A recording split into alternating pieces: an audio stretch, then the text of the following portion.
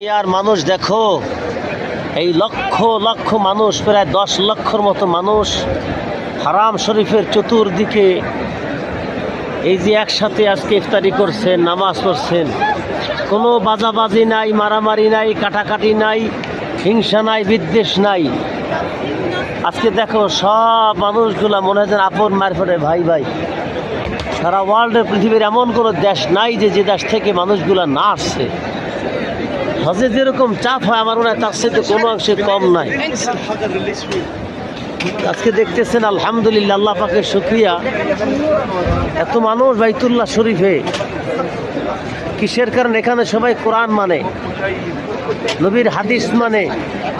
ঠিক আমার দেশটা যদি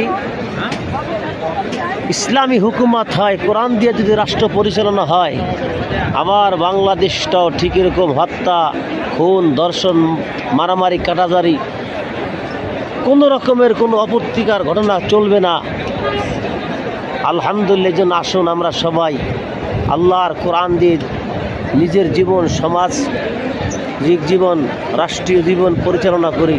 আল্লাহ তাআলা তৌফিক দান করুন, সবাই বলি আমিন। এজন্য আগামী দিনের বাংলাদেশ, ইসলামী আন্দোলনের বাংলাদেশ, আগামী দিনের বাংলাদেশ, পীর সাহেব চরমনায়ের বাংলাদেশ।